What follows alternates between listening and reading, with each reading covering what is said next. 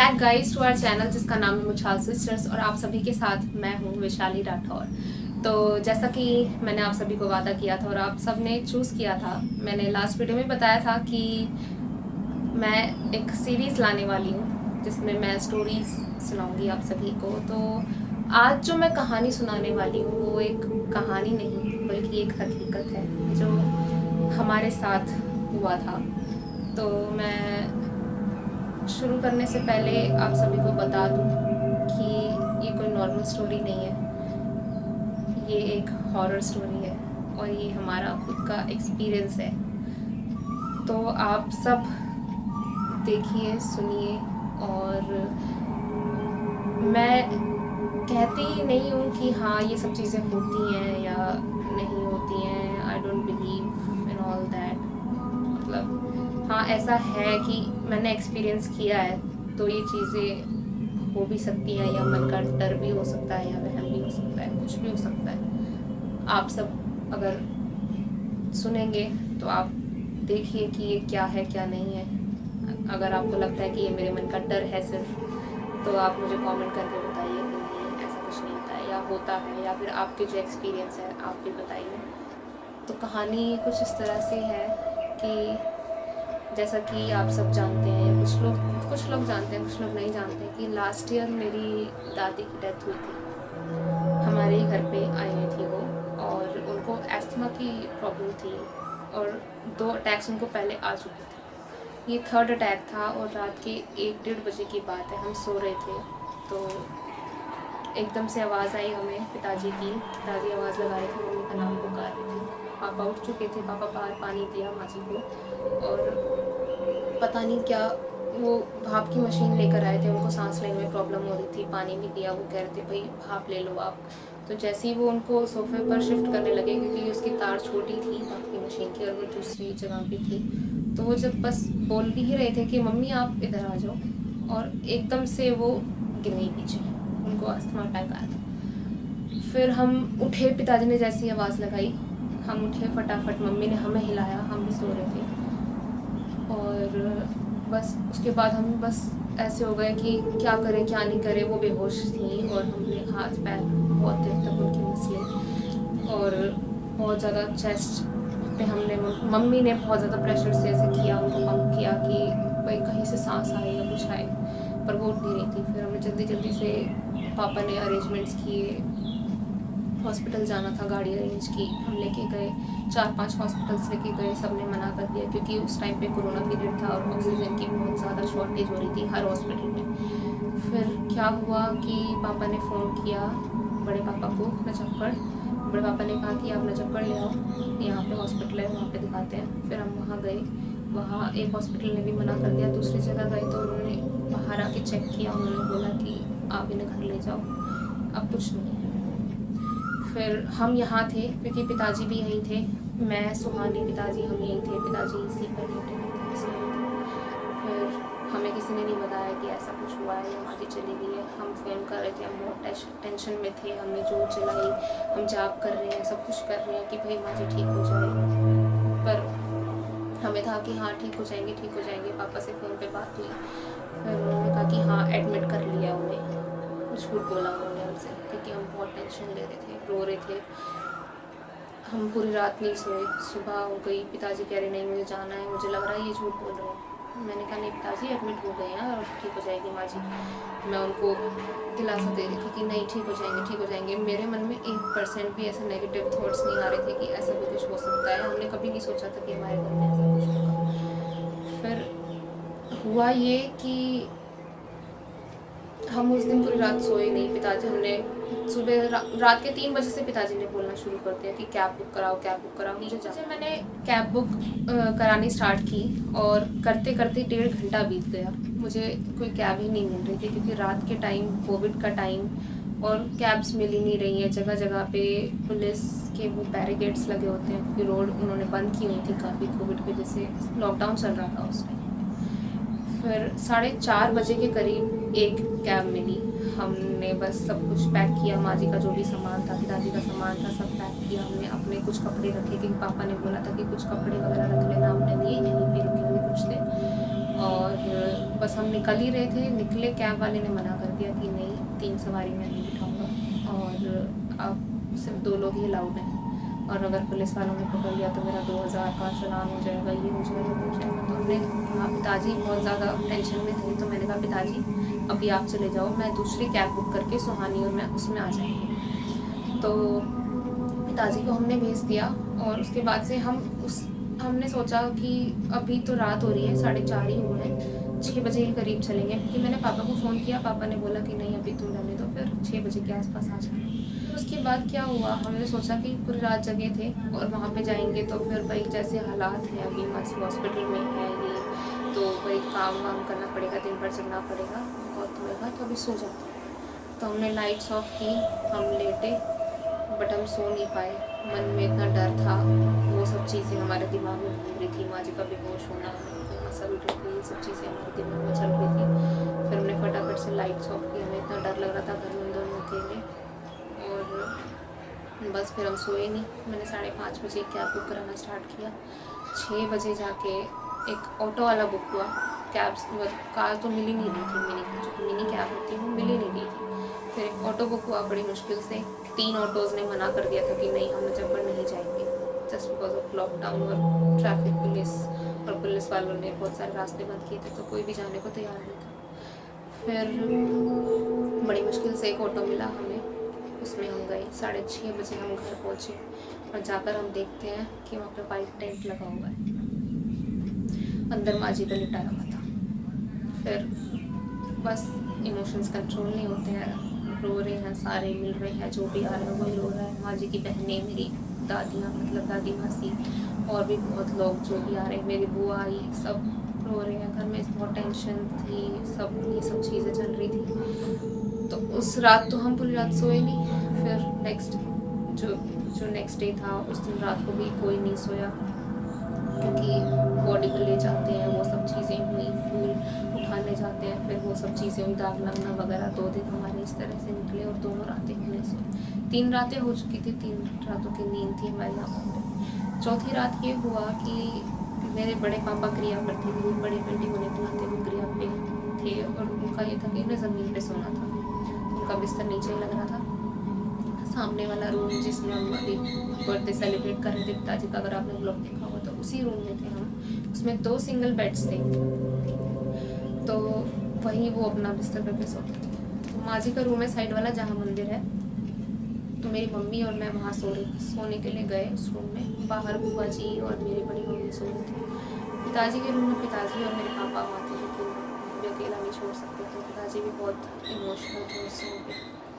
मेरे फूफा जी और मेरा भाई वो ऊपर वाले रूम में थे, तो मैं मम्मी के साथ सो रही थी, और नींद तो क्या आ रही थी, मैं जग गई थी, बाकी सब सो रहे थे, बड़े लोग सब सो चुके थे, बस मैं, सुहानी और कुणाल मेरा भाई, मेरा कज़न, वो जगह में थे। अब कुणाल का था कि कॉलेज के असाइनमेंट्स सबमिट करने थे उस टाइम पे, तो उसका मैसेज आया मुझे कि ऐसे ऐसे ऑनलाइन मुझे ये सबमिट करने हैं असाइनमेंट्स, तो आ जाएगा, हेल्प कर दो। तो फिर मैं उसके रूम में चली गई, 7 वाले रूम में चली गई। उसका मैंने देखा तो सर में कुछ इशू था, मैंने कहा अभी इसको रहने, कल परसों करेंगे, फ्री माइंड से करेंगे। वापस गई मैं मम्मी के पास सोने के लिए, तो वहाँ पे जगह थी नहीं, मम्मी पूरा बेड पे पूरा कब्जा करके सो चुकी थी। तो फिर मैं वापस आई, कुणाल का बेड साइड में खाली था, तो मैं उसके साथ ही सो गई। रात के 2:30 बजे, 2:15-2:30 बजे की बात है, हम जगे हुए थे, और हमने क्या किया, बड़ी किसी का भी ध्यान नहीं गया, हम सब ने लाइट्स ऑफ कर दी, लाइट्स ऑफ कर दी।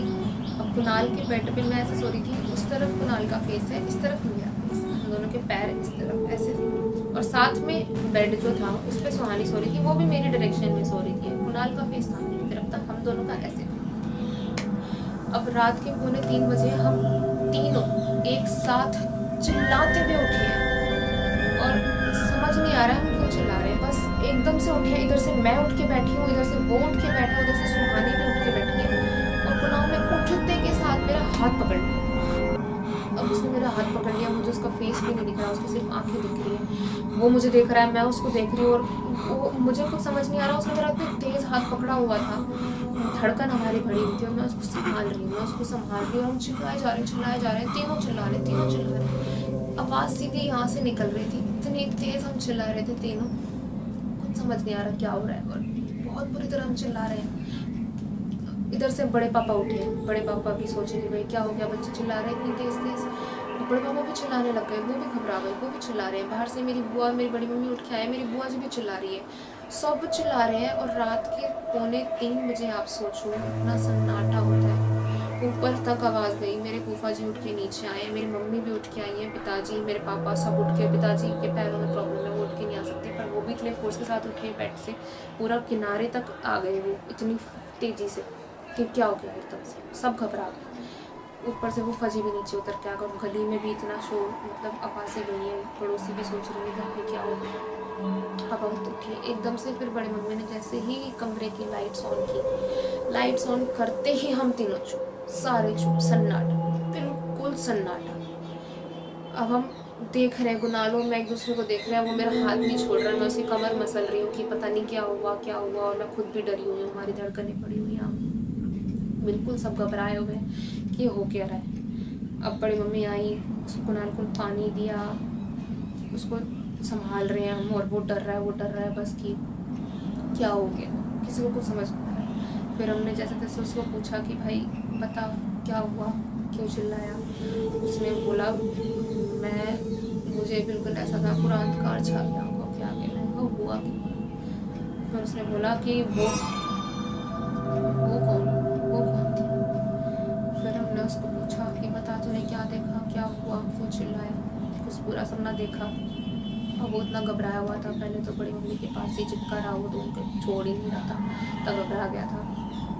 फिर क्योंकि पहली बार ऐसा कुछ हुआ था, ऐसा कुछ इंसिडेंट हमने फेस किया था, और हमने फिर उसको पूछा कि क्या हुआ। फिर उसने बताया कि हमारे पड़ोस में भाभी है, उसे वो दिखी, और उसे दिखा ये कि जिस कमरे में, जो हमारा घर में घुसते ही सामने कमरा है, इस तरफ वाला आपने देखा होगा, वो उसमें लेटा है, दहलीज पर सर है, और कमरे के अंदर की तरफ उसके पैर है, और उसके सर के पीछे वो साड़ी में खड़ी है, बहुत बड़ी दिख रही है उसको, क्योंकि वो लेटा इस तरह से है, तो ऊपर से अगर देखेगा, ऐसे देखेगा तो उसको बड़ा ही दिखेगा, कोई भी खड़ा होगा तो उसके फेस के आगे ऐसे पैर करके इस तरह खड़े हैं। और उन्होंने, वो कुछ भी समझता, कुछ भी करता, सिर्फ उन्होंने एक बात बोली, तुझे क्या लगा मैं मर गई, मरी नहीं हूँ। और ये बोलते बोलते उसने अपना पैर उसके पता नहीं मुंह पे रखा कि छाती पर रखा, उसको, उसकी सांस रुक गई, उसको अंधकार बिल्कुल छा गया उसकी आंखों के आगे, उसे कुछ समझ नहीं आया। वो जितने फोर्स के साथ उठ सकता था उस वक्त, वो उतने फोर्स के साथ उठा, चिल्लाता हुआ उठा। और जब उसने ये सारी बातें बोली, तब मैंने रियलाइज़ किया कि हाँ, मेरे सपने में भी कुछ था, ये नहीं था पर कुछ तो था। इस वजह से मैं भी चिल्लाते हुए उठी थी। सुहानी ने भी रियलाइज़ किया कि हाँ, उसने भी कुछ देखा था। उसी समय एक ही टाइम पर हम तीनों पोजेस थे किसी चीज़ से, इतनी वो स्ट्रॉन्ग पावर थी कि हम तीनों को कुछ कुछ दिख रहा, एग्जैक्टली सेम टाइम पे हम उठ के चिल्लाते थे। और अगर हम नहीं उठते या वो नहीं उठता तो पता नहीं हमारे साथ क्या होता, फिर कभी उठते भी कि नहीं उठते, बाल बाल बचे हैं इससे। और वो डर हमारे मन में इतना बैठ गया उस दिन। फिर क्या हुआ कि उस रात तो फिर हम कोई नहीं सोया, सब बड़े हमारे साथ ही उस कमरे में बैठे रहे, हमने उनको भी नहीं सोने दिया, हम खुद भी नहीं सोए, अपने मम्मी से हम ऐसे चिपट के पूरा बैठे हुए थे, ना लेट रहे हैं ना कुछ, आँख बंद नहीं की जा रही हमसे। और आँखें हमारी ऐसी हो रखी थी, 3 दिन से सोए नहीं थे, आँखों में मिर्च लग रही थी, इतना आँखों में नींद, थकावट, ऊपर से डर, अब तो सोना मुश्किल था। फिर नेक्स्ट डे सुबह हुई, सुबह 4-5 बजे बड़ी मम्मी ने सबके लिए चाय पानी बनाई, सबने पिया, फिर सब अपना नहाए धोए, पर हमारी हिम्मत नहीं थी। हम बाथरूम में भी नहाने भी जा रहे थे, फेस वॉश के लिए आंखें भी धो रहे थे या मुँह भी धो रहे थे, आंखें बंद हो रही थी, उतने में भी हमसे आंखें बंद नहीं हो रही थी, इतना डर लग रहा था, ऐसा लग रहा था कुछ है आसपास। हम तीनों इतना बुरी तरह डर चुके थे। दिन में हमने सोना चाहा, जैसे ही आँख लगने की होती थी उसी टाइम आँख खुल जाती थी, हम सो ही नहीं पा रहे थे। ऐसा नहीं कि सिर्फ 1-2 बार हुआ, उस टाइम पे मैंने सोने की इतनी कोशिश की, मैं सोना चाहती थी, मेरी आंखों में इतना दर्द था, और चिल्ला चिल्ला के हमारे गले में इतना दर्द बन चुका था उस समय, बहुत बुरी हालत हो गई थी हमारी उस वक्त। फिर हुआ क्या कि वो चीज़ जो सपने में हो रही थी, मतलब आँख लग रही है और उठ रही है। ये ऐसा नहीं कि सिर्फ 2-3 बार या 4-5 बार हुई, कम से कम 20-25 बार। जितनी बार आंख बंद हो रही उतनी बार आंख झटके से खुल रही है। सोया ही नहीं जा रहा मुझसे, तो बिल्कुल सोया ही नहीं जा रहा। फिर मैंने सुहानी को बोला, सुहानी तो मेरे साथ सो। अब मैंने उसे अपने साथ सुला लिया, उसके साथ भी यही हो रहा है, उसकी भी आंखें नहीं लग रही। फिर हमने थोड़ा कृष्ण जी के भजन चलाए, हनुमान चालीसा सुनी, काने के पास भजन चला के कोशिश की सोने की। उसके बाद थोड़ी बहुत आँख लगी, लेकिन 10-15 मिनट में फिर आँख खुल जाती थी। जैसे ही हम नींद में जाते थे, भजन बंद हो रहा है, तो फिर वो हो रहा था मेरे साथ। इतना डर बैठ गया था मन में। फिर बड़ी मम्मी ने सबके लिए, बच्चों के लिए, वो काले कपड़े में कुछ लहसुन या राई पता नहीं क्या था, वो करके सबको बांधे, ताकि हमें हमारे मन से डर निकले, या फिर जो भी अगर नेगेटिव एनर्जीज है कुछ ना आए। ऐसा कुछ मान्यता है, मुझे नहीं पता ऐसा क्या होता है, उसकी क्या वैल्यू है। बट उस वक्त तो हम भाई जो कर सकते थे, मुझे था कि बस कर दो। मुझे ये डर अंदर ही अंदर हमें खाया जा रहा था, हम सो नहीं पा रहे थे। और रात को मैं मम्मी के साथ सोई, मम्मी के साथ सो रही हूँ। मम्मी को अगर मम्मी टच नहीं कर रही है ना, तो मुझे आँख नहीं लग रही है। मम्मी को पूरा पकड़ के सोई हूँ, तब मुझे नींद आई है कुछ देर। बार बार ऐसे फील हो रहा है कोई है, कोई है, कोई है। उन दिनों सोना इतना मुश्किल हो गया था, इधर उधर जाना भी मुश्किल हो गया था। मैं अकेले किचन में भी नहीं जा रही थी, अगर कोई है नहीं हॉल में, सब रूम में है। दिन के समय, रात का तो आप भूल ही जाओ। शाम को तो मैं हॉल में ही नहीं निकल रही थी, रूम के अंदर ही थी, क्योंकि बाहर हमारा बड़ा गेट है, उसकी अगर शेडो भी पड़ती है तो वो बहुत खतरनाक लगती है। मुझे मन में इतना डर बैठ गया था। फिर जब हवन हुआ 13 दिन पे, हम अपने घर आए, उसके बाद कहीं जाके थोड़ा रिलीफ हुआ, मन में से डर निकला, और उसके बाद हम ठीक से सो पाए। तो ये था कुछ जो हमारे साथ हुआ था। और ये मेरे हिसाब से ये आम चीज़ें हैं, क्योंकि सपने में इस तरह से दबना बहुत सारे लोगों के साथ हो ही जाता है। तो जैसा ये मेरा इंसिडेंट था, फर्स्ट टाइम था, तो इसलिए ये बहुत स्कैरी था हमारे लिए, क्योंकि हमने फर्स्ट टाइम एक्सपीरियंस किया था ये। तो मैं आपको बता दूं कि जिस घर में डेथ हो जाती है, उसमें जब, क्योंकि पूजा हमारे घर में होती नहीं है, उस वक्त पूजा ना होने की वजह से, और घर में इस तरह का माहौल होने की वजह से, जो नेगेटिव एनर्जीज़ होती हैं, और भी जो नेगेटिव एनर्जीज़ होती हैं आसपास, वो अट्रैक्ट होती हैं। तो उस वक्त कुणाल को लग रहा था कि वो माँ जी थी, पर नहीं, हमने उसे समझाया उस वक्त कि नहीं, माँ जी नहीं थी, क्योंकि माँ जी अपने बच्चों के साथ थोड़े ना ऐसे मतलब करेगी। हमने उसे बहुत समझाया कि नहीं, माँ जी नहीं थी। इस समय ऐसा होता है कि इस तरह की जो नेगेटिव एनर्जीज़ होती हैं वो अट्रैक्ट होती हैं, और वो भेष बदल कर इस तरह से आती हैं, और जानबूझ के इस तरह की चीज़ें करती हैं कि वो अपने आप को छुपाती हैं उस चीज़ में, अपना मकसद पूरा करती हैं, और नाम जिस घर में डेथ हुई है उस बंदे का लग जाता है। वो इस तरह से करती हैं, वो पीठ पीछे, जैसे वार सुना होगा ना आपने, इस तरह का कुछ होता है कि वो खुद होती हैं, लेकिन वो दिखती कुछ और है। वो या किसी भी रूप में आ सकती है, जैसे उसे भाभी दिखी, भाभी का रूप लिया, अब वो माँ जी का भी रूप ले सकती थी, पर शुक्र है उसने माँ जी का रूप नहीं लिया, नहीं तो वो उसके मन में पक्का वहम हो जाता कि वो माँ जी थी। तो इस तरह से होता है। अगर आपको ये कहानी, या जो कहूँ कि हमारा ये एक्सपीरियंस या जो भी था, सुन के अच्छा लगा, या फिर आप इस तरह की कहानियाँ और सुनना चाहते हैं, तो वीडियो को लाइक करें, कमेंट करें, शेयर करें, और बताएं हमें कि आपको ये कैसी लगी, और आप इस तरह की कहानियाँ और सुनना चाहते हैं या नहीं। तो ऐसा नहीं है कि मैं सिर्फ हॉरर स्टोरीज़ ही सुनाऊंगी, किसी भी तरह की स्टोरीज़ हो सकती हैं। अब मैं ये सीरीज़ कंटिन्यू रखूँगी, तो बने रहने के लिए आप हमारा चैनल सब्सक्राइब कर लो। और अगर आपके भी कुछ एक्सपीरियंसेस हैं, तो हमारा इंस्टाग्राम पे अकाउंट है मुछाल सिस्टर्स, मैं लिंक डिस्क्रिप्शन में डाल दूँगी, और आप वहाँ पे हमें डीएम करके अपनी स्टोरीज़ बता सकते हो। फिर हम आपकी स्टोरीज़ भी यहाँ पे शेयर करेंगे, और बने रहिए हमारे साथ, देखते रहिए मुछाल सिस्टर्स। और मैं टेम्पररीली अभी इसका जो स्टोरी सीरीज़ लेकर आ रही हूँ, इसका नाम रख रही हूँ it's story time with Vaishali Rathore. अगर आपको ये टाइटल अच्छा लग रहा है तो मैं इसको कंटिन्यू करूँगी, अगर अच्छा नहीं लग रहा तो आप सजेशंस दे दो अपना कमेंट सेक्शन में, तो फिर हम उसको कंटिन्यू करेंगे। अगर अच्छा लग रहा है तो भी बता दो, ताकि मैं इसी को परमानेंट कर सकूँ। तो फिर मिलते हैं नेक्स्ट वीडियो में। Bye bye.